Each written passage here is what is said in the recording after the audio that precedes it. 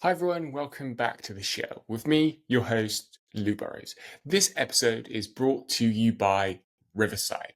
Riverside is a all-in-one recording and editing platform designed for podcasters and creators like myself. I love Riverside for its ease of use, suite of AI tools, and community, which is available on both Facebook and Discord. If you've ever thought about starting a podcast, or maybe you're a seasoned pro, or maybe somewhere in between, I would highly recommend getting on Riverside and using the platform to record your podcasts and video content.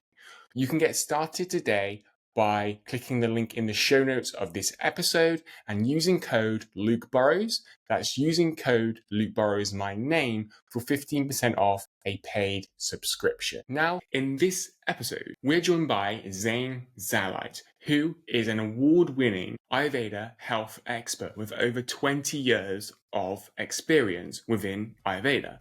We discuss and explore Ayurveda in the workplace, which is a concept that is fascinating to me and blew my mind, which is why I wanted to bring Zane onto the podcast today to share with you how we can apply the timeless wisdom of Ayurveda into the workplace. Whether you are part of a team or whether you run a team, whether you are a leader, a CEO, whatever role you take within your company, within your job, within your workplace, there is something for you in this episode, as there is something we can all do to lead healthier lives within the workplace so we can show up as our best selves. And as we discuss and explore, when we are our best selves, when we are our healthiest selves, we perform better, we get more done, and ultimately, everyone thrives. So without further ado, let's hop on over into my conversation with Zane and discuss Ayurveda within the workplace. Zane, welcome to Raising Consciousness. How are you doing today? Oh, I'm lovely. Thank you so much. And thank you for having me on your lovely, lovely podcast. Thank you. I appreciate those kind words. For those who haven't come across you or your work, why should they stay around to listen to today's episode? Like, what are they going to learn about you, your work, what you do, and what you do? Thank you. Well, my life has been evolved around the topic of Ayurveda. So I came across Vedic sciences all the way back in 1994. So it marks 30 years this year. And so, being a student initially of Ayurveda and then finding my path and realizing that that is a work really which I would love to do. And then actually coming to actual practice and practicing and seeing the benefits, how my clients enjoy the benefits of Ayurveda. I think that's probably what I am to share the love for Ayurveda and the benefits of Ayurveda, which I've seen in my practice. So I think that is a wonderful thing, and I think that's mainly what it is. When I was reading through your work and all of the amazing things that you do, I was fascinated how you apply, or your work is rooted in Ayurveda within the workplace. I'm somebody who's come across Ayurveda myself, and I feel like it's kind of what I've come across. That it's more about us in like our personal life. So kind of seeing how you apply in the workplace was very fascinating to me. So with that in mind, how can we apply like the timeless wisdom of Ayurveda in the workplace? Like, what are things that, and I hate to use the word quote unquote employees, but what are things that people within companies etc. can do, and then what are things that leaders and management and those who are more at the maybe even like C-suite executives, like what can they also do to start to apply some of the wisdom within Ayurveda? I think if we start there, that would be an interesting place to start. Yeah. Maybe before that, we need to take a step back and realizing why actually I have come to that, to realize why it is so important. So as we know, it has become very, very apparent and known that, the work, people at work suffer from, more or less from work-related stress, and it's and it causes a lot of illnesses. And the reasons for that could be a combination of the personal stress and the workload and the stress at work or relationships at work, or inability to, have maybe meals at work the way perhaps individual requires. And that all accumulates in a way of the chronic stress and can lead to the mental health issues, such as anxiety and depression, and the physical health problems and cardiovascular, and also decreased productivity, because when we don't feel well, we can't produce the work what we expected to. So obviously that applies also to me and everyone who has a work, whether it's a business owner, small business or large business, or somebody who is employed. So the relevance and the benefits, of Ayurvedic principles to enhance workplace well-being are actually quite vast. But to try to bring it down is, I think, the majority of a difference of Ayurvedic approaches, that of the holistic approach. So it doesn't look only at the mind or only at the body issue, but it looks holistically and approaches the human being as the whole unit. And applying these principles at the workplace can significantly enhance employees' wellness, productivity, and also their own job satisfaction. So I think that that is the main thing. And also when we look at the relationships, so at work you have to relate to each other professionally very well. It's important to recognize actually each other's skills, and when you are able to look at the person not just on the one unit like skills, but actually know the person holistically, then the work efficiency and productivity actually increases. And I think these are quite large Ayurveda's benefits, how people can benefit from Ayurveda at work. I mean, just look at all the statistics that's coming out in terms of, as you said, stress and anxiety and worry and mental health, people's mental health well-being, and we spend so much time at work, right? That, I believe that we, for one, quote unquote, should be doing something that we love and that brings our skills, strengths and talents and that into the world, but it's also a way for us to express ourselves, and I think that a lot of times, like, if I just think in terms of like my own friends, they're kind of doing the opposite of that in terms of like they're working a job that's very stressful, or where they're not living in alignment with their purpose. That obviously Ayurveda is part of like the Ayurveda principle, or it's one of them. So if we get a little bit more like tactical, how can we apply the principles of Ayurveda in the workplace, from like the bottom up approach, from like people within the teams that we work with, to more of like a top down approach, our managers, leaders, etc.? I think it's actually quite simple, and because we all are humans, and we have the same qualities regardless of the position at work. What changes is decision making, and what is required from you at work. And I think that the best, I wouldn't say the best approach, but the approach which Ayurveda has unique is looking at these Ayurvedic phenotypes. So in Western terms, we call them phenotypes. In Ayurvedic terms, we relate to them as doshas. So it's a Sanskrit word in Ayurveda used to describe different qualities and different personalities.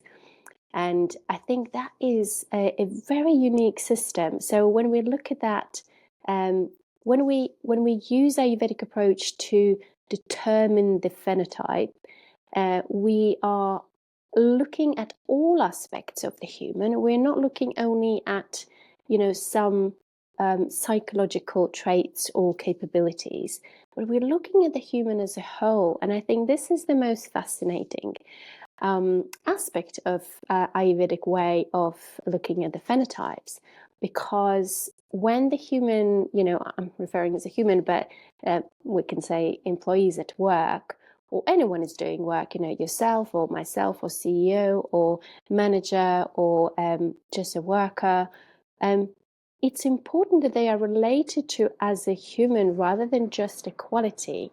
And I think this is quite a distinct aspect, because when something happens, and if you know this phenotype of this particular human, then you can relate to them, you can understand the depth of the issue, and you can help them. You can find the best way how to help them. And also, when individually we apply these qualities, when we know who we are, we know how to help ourselves. So it's very unique. So I think the efficiency increases in the way how you provide this help, to yourself or to your colleague at work.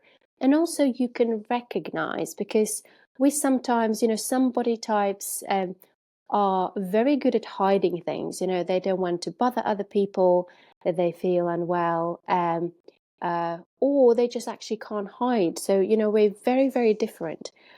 But by recognizing the traits of individuals, you can actually step in before something major happens.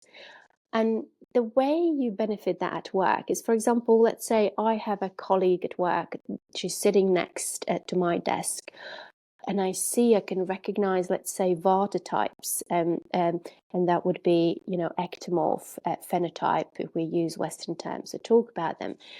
And what it means, how I would recognize, for example, that I can see the person is fidgety, and they can't really sit calm, they can't really focus on a screen doing their work. Um, they move around, they, get up and up and walk and come back. So I see that this is unusual, let's say, activity. And if we recognize these signs early enough, we can prevent them getting worse. And everyone enjoys, sorry, that's the wrong word. Everyone benefits from that. So they benefit from, recognizing these signs, and that prevents a large issue further down the line. And also the person benefits because, the things can be addressed exactly at that right time and not later, when it might take larger resources to invest in order to help and prevent, whether that's mental health issue or physical, or anything has happened in their private life. So yeah, I think just by looking at this one aspect, I think it's huge. And also I think it improves the interprofessional relationships. So rather than stepping away, but if we recognize that and offer help, as I'll be repeating myself, but that recognition is very, very important, and early intervention, um, is what actually brings to the prevention of the issues. And if we need to speak in problem solving of the on a large scale for the company, so that could help to prevent the job losses, redundancies, and recruitment costs. So that's really, really important, for the companies. But as well, it is very important that we see these things, and we can help on a personal level. And sometimes we don't need to wait till management is aware, because we are humans. And when there is a great team with a great relationship, so that results in happiness. So we are happy to come at work because we know that we have a supportive environment. Yes, so I think I have explored that very well. Yeah, I think kind of what I'm hearing is it's a lot about awareness within the teams that we work within, a lot about awareness of personalization as well, kind of understanding our different tendencies, etc. Depending where depending on our dosha types, etc. Do you think this becomes a little bit more challenging when, let's say, we work for a big organization and there's like thousands and thousands of employees, right? Thousands and thousands of people. I kind of see how, let's just say, as I'm growing my business, I work with a freelancer here, this person here, I can get to know them as you said, like as humans, right? Not just as a quality. But when we start to talk about, huge companies and big organizations, I'm wondering like how, while I see the benefits of Ayurveda, right, on like that practical level, does that become more difficult for the size of these types of organizations, if that makes sense? Yeah, thank you. I think we can find everything challenging, but if you look at, so we can divide this in two parts. So if people receive information and education about how to detect their phenotype, and they use it for themselves in their own life, so they benefit personally. So there's a personal benefit. And then if you have an organization where all of them have this awareness of, and all of them use the, this applied science of Ayurveda for themselves, then basically you don't have a collective issues on a larger scale, because it's, they micromanage themselves in a way where actually, I think that the word management is actually inappropriate, because you don't really need to manage. And because if somebody's happy at work, they will be productive. There will be reduced rates of sickness and non-attendance. So that straight away increases profits for the company. And also, you don't have to invest in management as such too much, because people are compliant with the work, they are happy in the workplace environment. So I think, in ideal world where companies using the same tool to personally and collectively, actually all the issues drop, because the workplace becomes a pleasant environment for employees. Therefore, all the negative aspects, and which increase the cost of running the company, also will reduce. So that's could be quite idealistic, but I think that's how it could look on a larger scale as well. It sounds like it becomes part of like the culture of the Yes, company. Hmm. absolutely. Yes, it's a collective culture if you want. Yes, absolutely. How do we raise awareness then? Because if I go into, let's say, 5 companies right now, most of them, individuals might know, the odd individual here and there might know about Ayurveda or some Ayurvedic principles, whether that's, like breath work or yoga or like, whatever it is. But I think like the company, its culture wouldn't be this way, right? So like, I know obviously through your work, that's part of what you're doing. And then obviously you've got your book coming out. Um, but what are some ways that you think that we can start to raise this awareness? What's like the mindset needed for leaders and CEOs and leaders of companies to start to change, right? To start to think this way and embody the Ayurvedic lifestyle within the workplace. Thank you. Very, very interesting question. Thank you. I think it's very essential that people are open-minded. And whilst Ayurveda has, I call it practice-based evidence behind the back, because it has been practiced and used for millennia.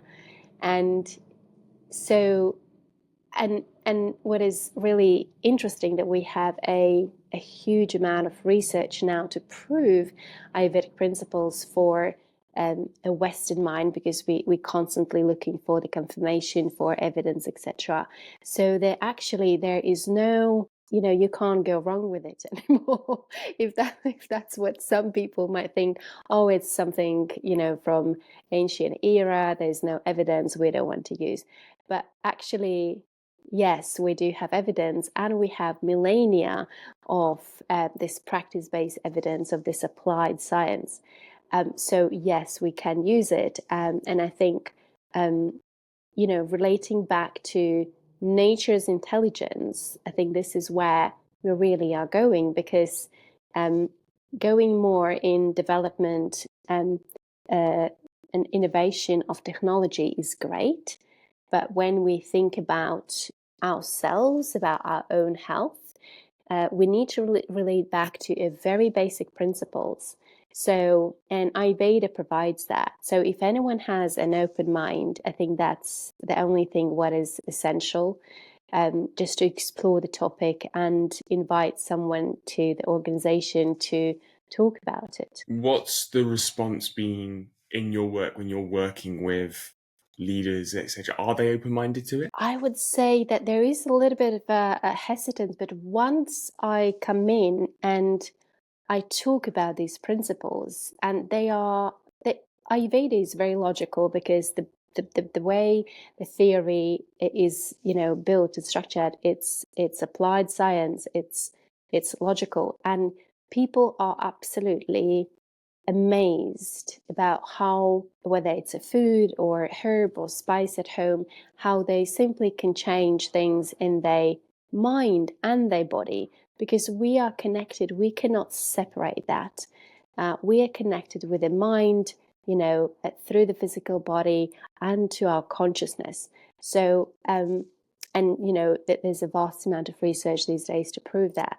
But what is the more fascinating, that authentically Ayurveda, we're talking about these things, millennia and millennia back. We're talking more than 5,000 years, and we already had this evidence then, and it's been used throughout the centuries, and it proves itself.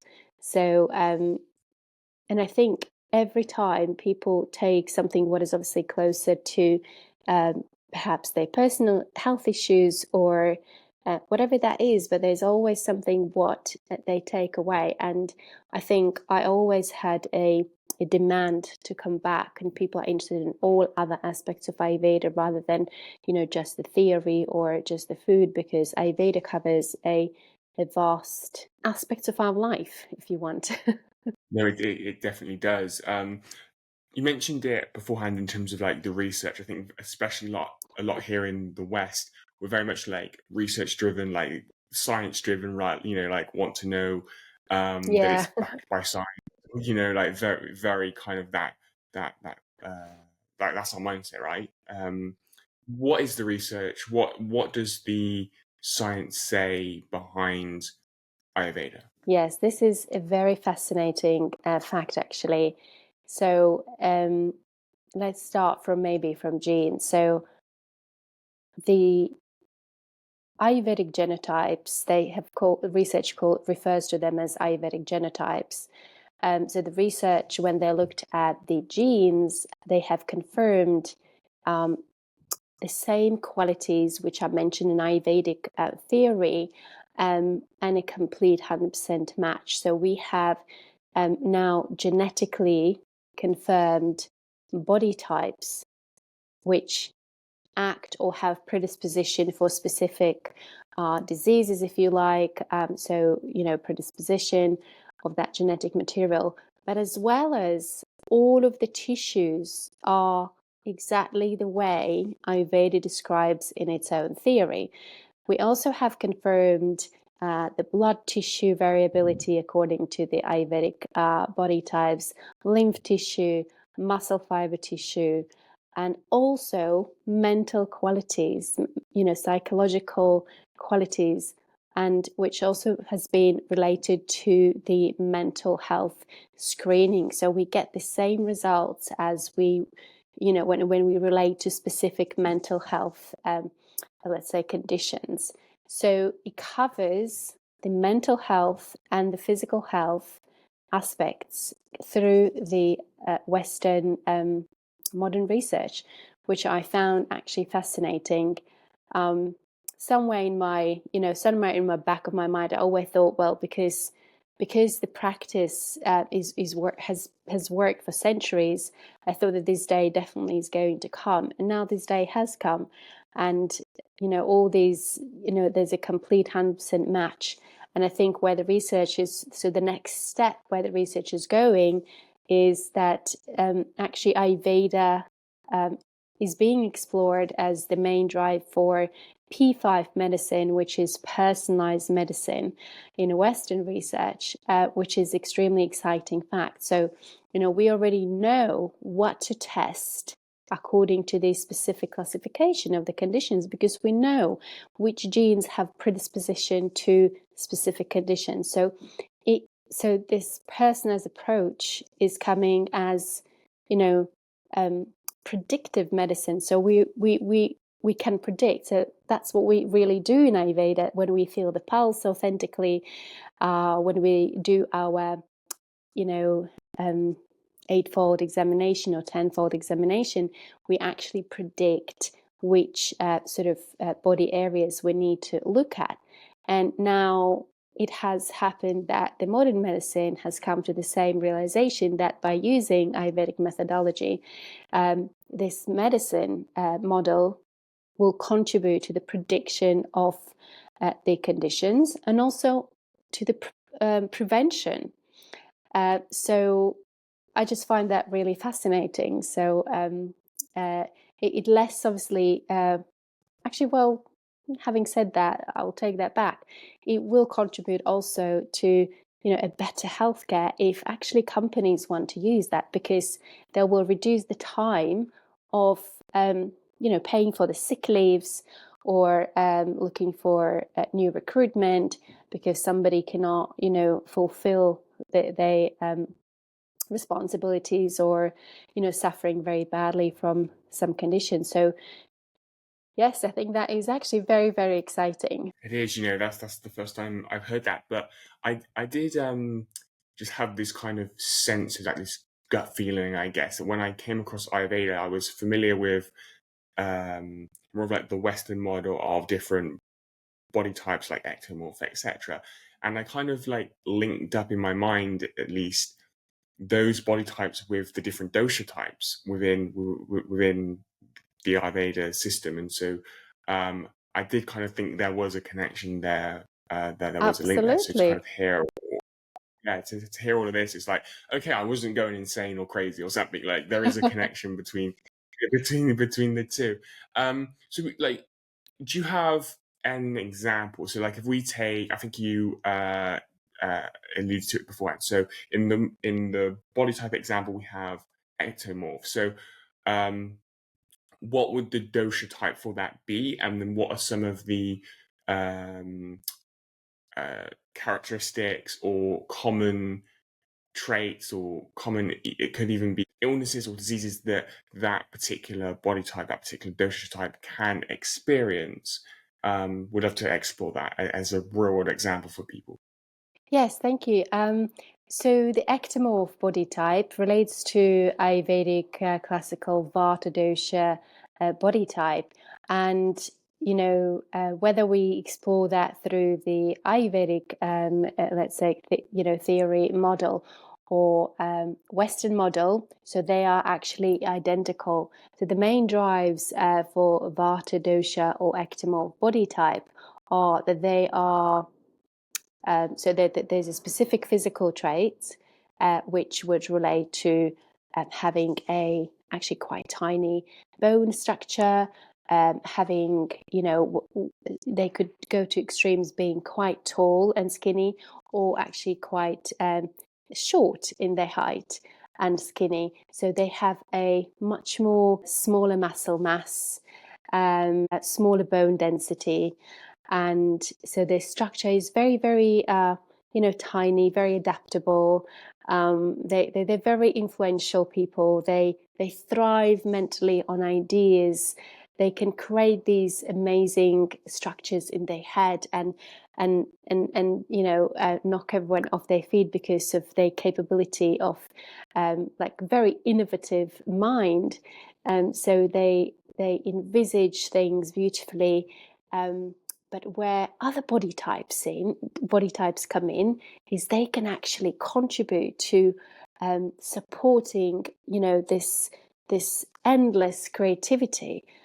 So when we think about Vata dosha types, so they are endlessly creative, but what they sometimes lack because of their structure, they lack execution and completion of these ideas, so they can't really put them into action. They need that there's not enough fire, if we talk in Ayurvedic terms, or mesomorph qualities. So they lack a little bit of mesomorph and also endomorph qualities.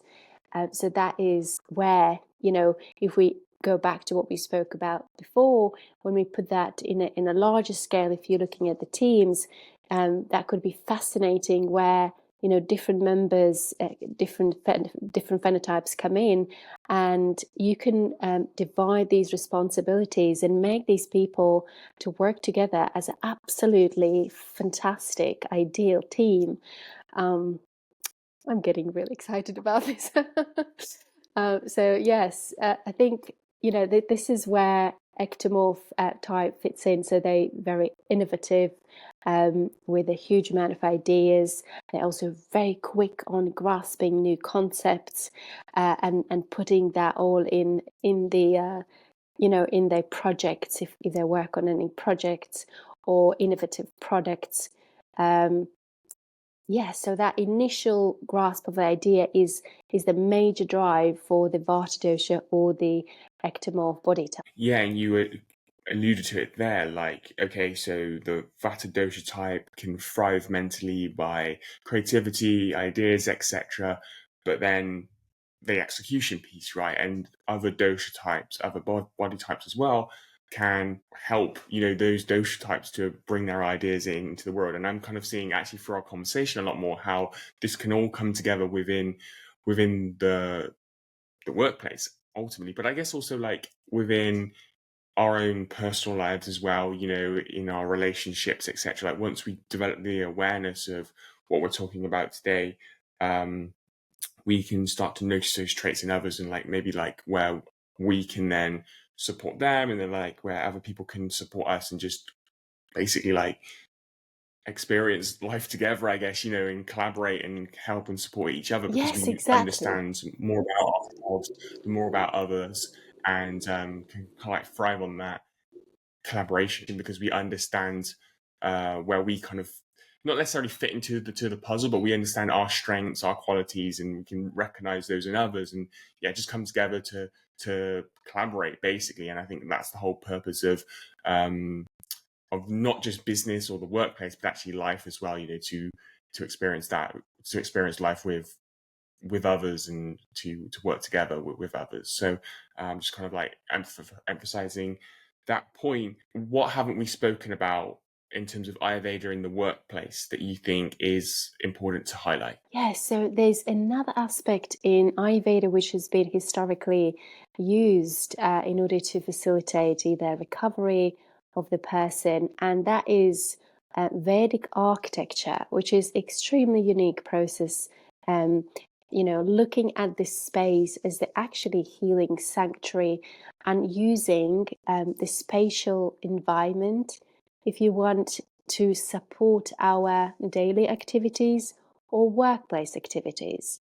So, and as you mentioned before, I completely agree with you that Ayurveda is so unique that it can, it is applied on your personal level, and therefore it can be applied on a bigger scale on on companies level, where these teams can so much thrive together, and people can be so supportive to each other, and I think they can create absolutely stunning projects. So if they're allowed to.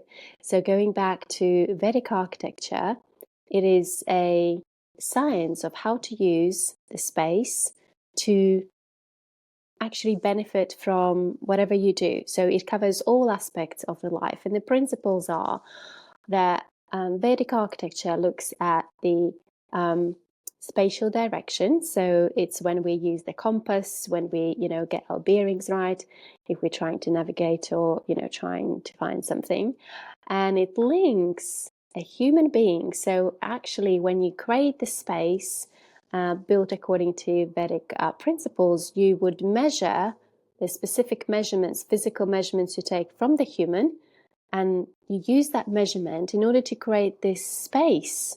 Either it's your dwelling or it's your commercial building, so it resonates with those people who are going to live in this building. And the third point important is that it connects this building the space within nature's intelligence. And by doing so, that is the major drive of the health and well-being for every single resident on Earth, really. And also, I think I would like to bring that attention of what is there's a four maybe important aspects of that. What anyone should be looking in Vedic architecture is the spatial orientation. So you always want to look at the building. So whether you are choosing, if you're renting accommodation for yourself, you want to choose the property according to which way it is facing. So the positive aspects are brought from north, northeast, and east. And so you can apply this rule whether you are looking for the job or you're changing the job as a employee, you're searching for your new job, as well as in your own life, whether you are renting accommodation or you're buying the accommodation. So the same principles would apply. And these principles will ultimately give you answer if there will be a positive growth. So these are aspects which are responsible in everyone's life about the positive growth and expansion. But the opposite side of the spatial bearings, such as southwest and west, are responsible for the resilience, loyalty, and tenacity, whether it's your own life or it's a company. And another important aspect is having actually a place where to cook and consume the food, because that is really, really important for everyone and the biggest drive of the health issues at the moment. So, and this is going to sound quite, let's say, sharp or direct, but any building which doesn't have a kitchen, the way it affects us is actually, physiologically, it would be a human which doesn't have a digestive system. This is how important it is. So, and there is a research these days which shows these findings, how important they are. And I think on a company level, it's very important to consider for employees to actually have a space where they can, whether it's a kitchenette or whether they have created in a building somewhere a proper canteen with a fresh food which is daily cooked from fresh. So these are the vital signs of the success of the employees, success of the business, and success on a larger scale for the companies. And as well, we can, relate that to our own life. So, we need to have a good kitchen and it has to be in a right position. But, there's too much detail. And obviously, when the book comes out, you're welcome to look into how to make your a space. So I'm giving a lot of advice there in my book, how people can create a very balanced and optimized dwellings. Interesting, because like most of the modern day what do I want to say, like most modern day, I guess, workplaces, right, like they don't cook from fresh, right? Like you may have a canteen. I was working at our place and then you have like just machines, right? So like that isn't going to support team members' health, right?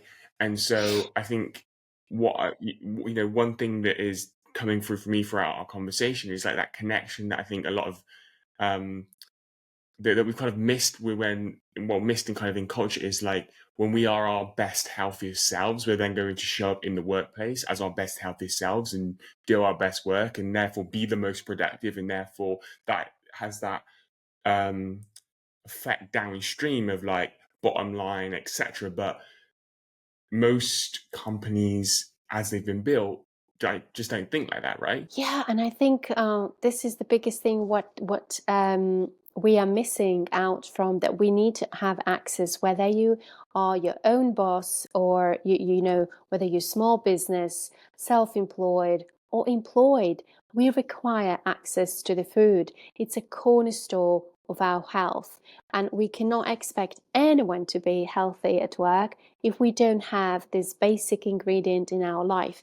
And buying, as you know, from Ayurvedic aspect is going back to cooking principles. So if we buy a food which has been made yesterday, so the ready-made food, it doesn't have prana, it doesn't have energy to support us, it doesn't have the nutrients which we need to build our healthy cells. So if we on daily basis, even if it is one time a day, for the lunch, if we are buying the food which is not fresh, it reduces our health, it reduces our immunity.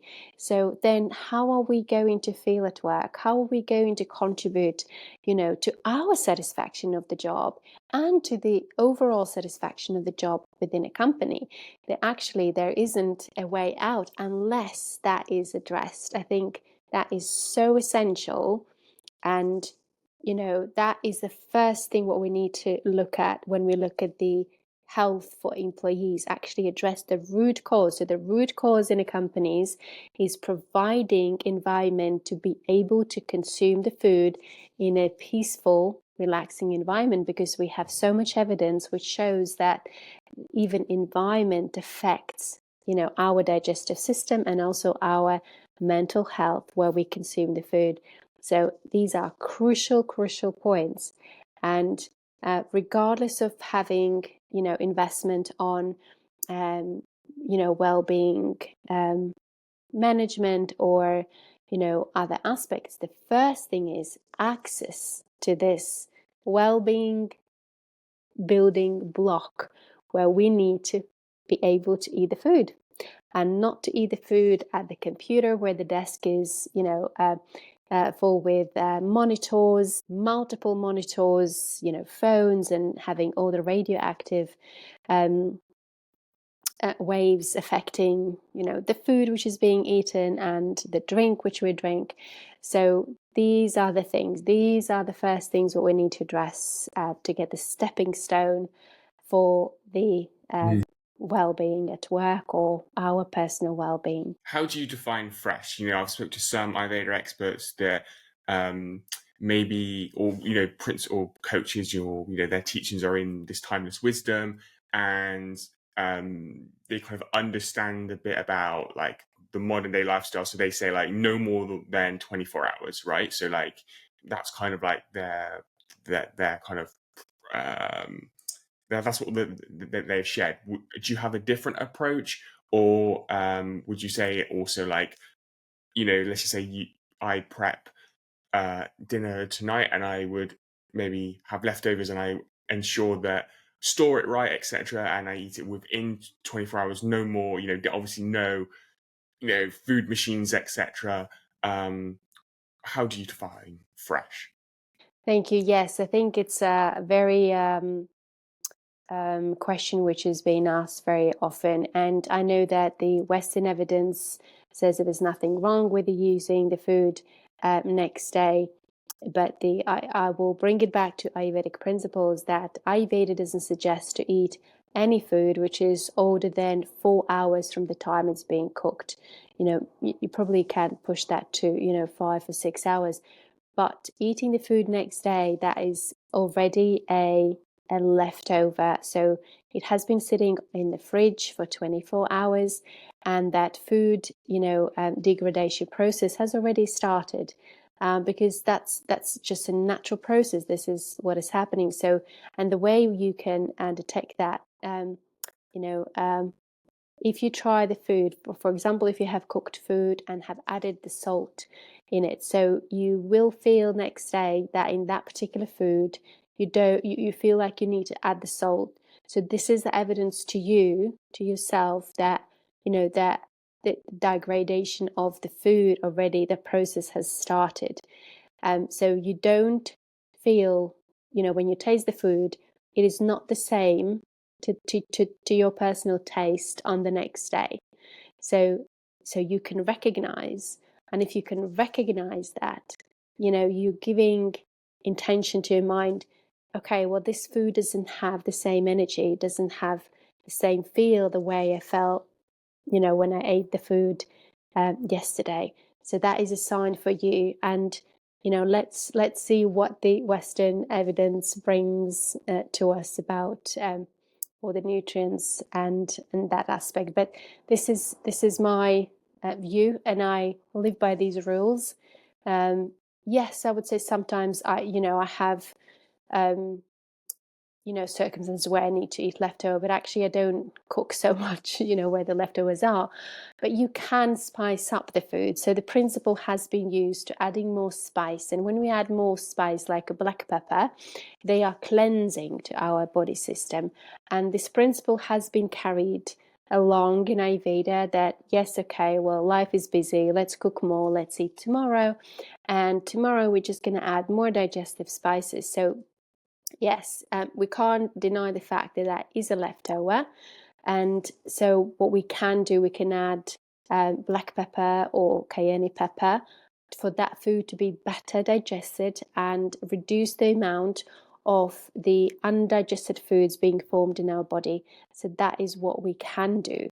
But I definitely, from all my heart, I wouldn't recommend anyone to consume the food which is 24 hours old. Yeah, I mean, I think like in an ideal world, that's the principle, that we all kind of live by. I think sometimes, especially as entrepreneurs or creatives, etc., we may be traveling a lot, or have lots of like meetings back to back, and so it's good to understand that there are little things that we can do on the occasions where we can't abide by this principle, so we can still be a little bit kind of closer to the original idea to help us be healthy. So yeah, I think it's about also understanding like the practicality of kind of life and that as well. And sometimes we are going to fall off track, and it's not about being perfect. I think sometimes, well, myself, like I'm kind of got into that mindset of like,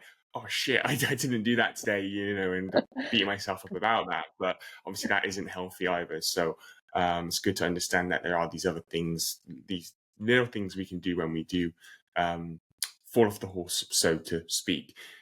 Zane, in the time that we have left, would love for you to share about your book that is coming out.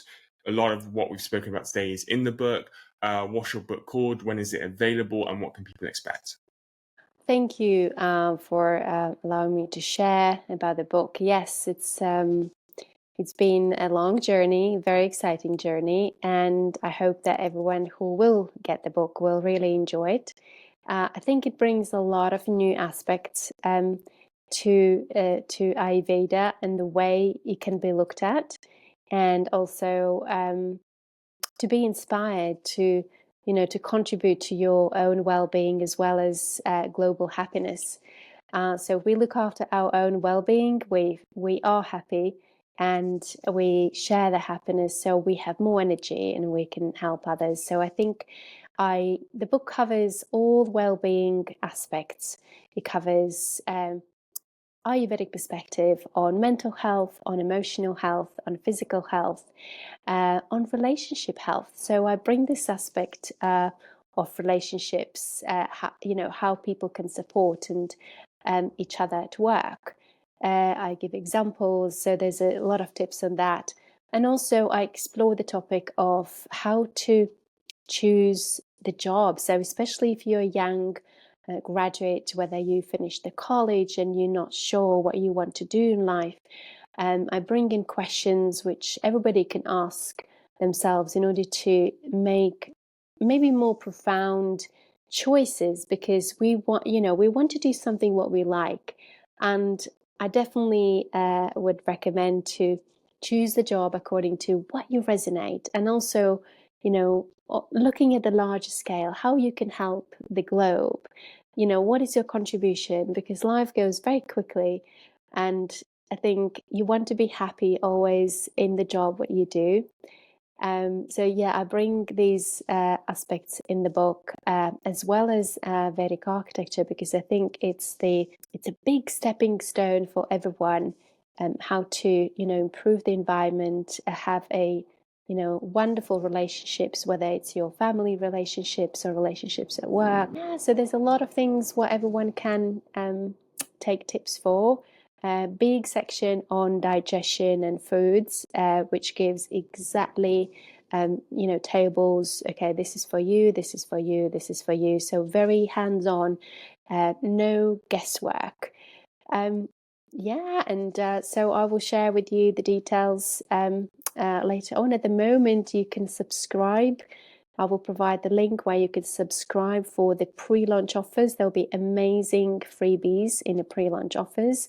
So all you need to do is to subscribe to the link, which will be later on the podcast, and follow me on Ayurveda at Work on Facebook and Ayurveda at Work on Instagram, and very soon Ayurveda at Work website will be up and running. So there'll be you'll be able to read more and subscribe and choose your bonuses which you would like to have. So whether it's your as an individual, or if you are a leader of the company and you want to bring something interesting and innovative for your team. Zane, thank you so much. It's been a pleasure today. I've learned, I've added to my knowledge of Ayurveda, and more so like through the lens of like the importance of applying it at work. I think I shared beforehand, I used it more of like this personal thing to help me live a healthier life, but actually it's so important that we apply the principles, within the teams that we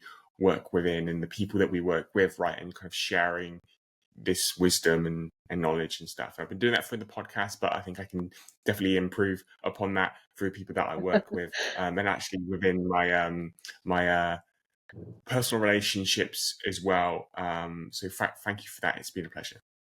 Oh, it's been a pleasure. Yeah, thank you so much. And I'm very glad that there's some things you can take away as well. And surely we're going to get book over to you as well. Excellent. Yes, definitely. And I'll link that all down below. So wherever you're listening, watching to this, grab Zane's book. Link is in the description, is in the show notes. And Zane, once again, thank you for joining me today. Thank you so much. Thank you. I hope that you've enjoyed this episode with Zane Zalite. We have been exploring Ayurveda in the workplace and have learned what we can all do, no matter on our role, no matter on our background, within the workplace, to lead healthier lives and become less stressed, less overwhelmed, less frustrated, and step more into the space of collaboration, positivity, and health when it comes to the workplace. I understand that this concept is unconventional to what most of us are used to when we go to work. We're used to being stressed. We're used to being overwhelmed and being pushed, like hustle culture.